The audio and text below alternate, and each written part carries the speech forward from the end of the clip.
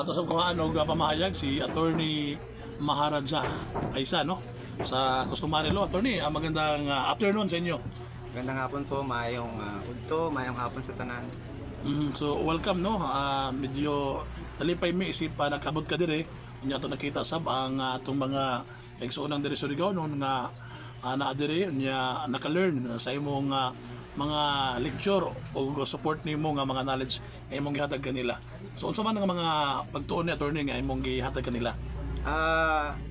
Ang alam po kasing natin lahat, para maging abogado, kailangan nating mag-aral ng 4 na taon, 'di ba, na pre-law, and then 4 na taon ulit para sa law proper, makapasa ng bar bago magrepresentar sa kaso. Ako po, hindi po ako graduate ng civil lawyer. Hindi rin po ako bar passer. Pero pwede ko pong ipakita yung precedent na ang mismong korte nire-recognize po ang pagrepresentar kahit hindi graduate sa civil at sa bar. Yun po ang tinuturo natin kasi ang napapansin po natin sa sistema, no, ang hustisya para lang sa mayaman. Kung sino lang po yung may pera, siya lang po yung may pangkuha ng abogado. Tapos nababayaran pa po yung ibang abogado na magde-default sa mga kaso. Yung mga judge nagaganon din. Isa pa po sa tinutulungan natin ay ang pag-establish po at pag-transfer ng mga kaso ng mga katutubo sa tribal court. Ang ginagawa po kasi ng civil ngayon na yung section 65 ng RA 8371 hindi po nire-respeto dahil sa iisang datu, taga Cebu, si Datu Tawahig. Si Datu Tawahig po, rape yung kaso niya. Tapos nung tinanong siya ng civil, do you consent to be tried in the civil court? Pumayag siya. Nalitisin siya doon. So nakulong siya sa pagiging rapist. Naging Supreme Court President siya para daw isawalang bahala ang Section 65 or primacy ng customary laws and practices. Ano pong ibig sabihin nun? Kapag daw may isang katutubo na may alitan, conflict, kahit ano yan, kahit anong kaso yan, land recovery o kahit anong kaso, dapat daw sa customary laws ng tribo ang gagamitin. Pero hindi po nai-implement yung ganung batas dahil doon kay Datu Tawahig. Ngayon po may kaso tayo at inaayos natin ang unang president, ang sinasabi natin, ang pagpayag ni Datu Tawahig na litisin sa sibil ay hindi pagpayag ng lahat ng katutubo para litisin sa sibil. Iba po ang jurisdiction ng mga lumad kesa po sa sibil. So yun po yung tinuturo natin dito sa customary law, mainly na lahat po pwedeng i-representa rin sarili nila. So are customary laws considered valid in illegal system? Yes, RA 8371, Republic Act 8371. It is also recognized in the Philippines Constitution, Article 2, Section 2, and Section 22. Also recognized in international laws, United Nations Declarations of Rights of Indigenous People, and also International Labor Organization. So it's much recognized.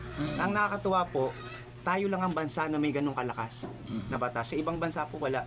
So maganda po na tayong mga kababayan ang magtulungan-tulungan, buhayin po ang customary laws ng ating mga kalumad. So para sa mga nakikinig, attorney, in general Okay. What is customary law compared to the civil court? Ang civil law, ang civil law, ang alam lang natin, written law.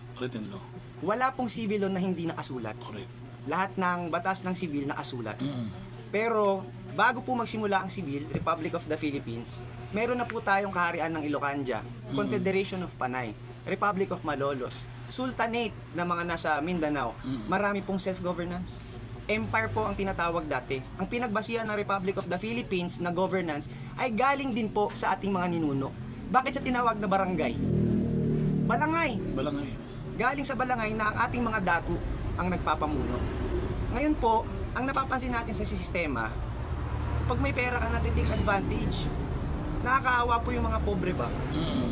So, ang ano po natin, ang kultura natin, ang kostumbre natin, kahit hindi nakasulat, ang customary law po, written and unwritten law. Dahil nung panahon po ng mga imperyo natin, wala naman silang papel pag pinagbabasihan kung magdedesisyon ba kung kaninong lupa to, kung may alitan. The government and its responsibility, the state recognizes the rights of the indigenous people. Nakakatuwa po na napasa noong 1997 ang Republic Act 8371. So ito yung customary law refers to unwritten to the rules. Unwritten and written. Yes. May mga ano po ba mga example sa customary law, attorney? Na unwritten? Unwritten, oo.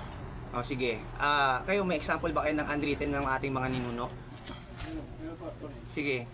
Andito, yung mga batas at tintura ng ating maninuno, hindi nakasulat yun. Sa pamamagitan ng panganak, utos, ang mula sa kanila, mga labi. Yun lang po, isa na yun, batas na hindi nakasulat.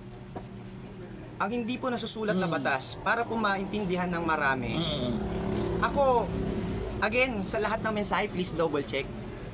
Ang pinagbabasihan ko po ng batas ay ang inosensya ng bata. Bakit? Ang bata ba marunong magnakaw? Ang bata ba marunong pumatay? Ang bata ba marunong mangurakot?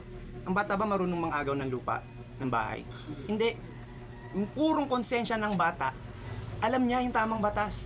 Yung sistema lang nagturo ng mali. Ang konsensya ba nasusulat o hindi nasusulat? Hindi. Yun ang customary law, konsensya. So sa mga existing land use ngayon, attorney, anong pwede magawa sa mga tribal chief din natin? Yung mga existing land area, existing land use na nandoon, existing pa ngayon pero hindi pa nabigay sa kanila from the government. Sa tingin ko po kailangan nilang mag-aral ng tunay na diwa ng customary law. Kasi mamaya maling papel yung ginagamit. Tapos null and void pala pagdating sa RA 371. Yun po, kailangan nila unang matutunan yun. Dapat po ang ginagamit native title.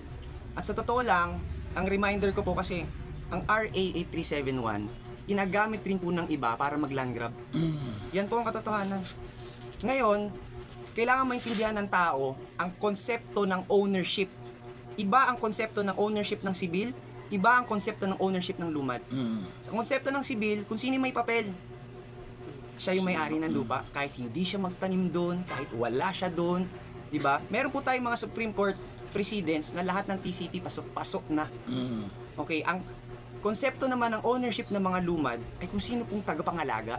At ang konsepto, hindi talaga ownership. Stewardship. Pangangalaga. Ang akala po ng tao, kaya nating pagmay-arian si inang kalikasan. Pinanganak tayo dito sa mundo, hindi naman naniningil si ina sa lupa. Tapos pagtanda natin lahat, ang dami na naniningil. Wala na tayo lahat lupa. Siguro pag namatay tayo, doon lang natin malalaman na hindi pala natin kayang pagmay-ariin si ina. Ang layo po ng konsepto ng ownership ng civil and then ng lumad. Pag po pinagpatuloy natin na sa papel natin madadaan, ano pong naging epekto sa buong bansa? Naglakbay po tayo, Boracay. Wala nang natirang wala nang natirang mga lupa, yung mga lumad doon. Eh may pera yung mga foreign investors. Bibili sila, papatituluhan nila. Yung DENR, marireclassify mula forest land, magiging commercial na. Di ba? Malapit sa dagat, magiging commercial na. So, ang dami pong intricacies, complexities ng ginagawa ng civil government ng DENR, nakawawa po yung lumad. Sa totoo lang po, lahat po ng kapatid natin na sa public servants, sabihin na nating nasanay na sila sa sistema, pero kailangan po nating ipaalala yung katotohanan na hindi sa papel ang pagmamay-ari ng lupa. At walang nagmamay-ari ng lupa. Lahat ng tao nagmamay-ari ng lupa. Ang correct and legal term, lawful term sa ancestral domain, private and communal. Pribado, ngunit kailangan natin paghati-hatian. Yung so sa mga sa mga existing lands na hindi pa nabibigay, reminder ko po, pag-aralan ng tunay na diwa ng customary law. Gamitin yung mga tamang dokumento. Hindi po kayo papansinin ng korte kung mali po yung ginagawa niyo. Okay. So sa ibang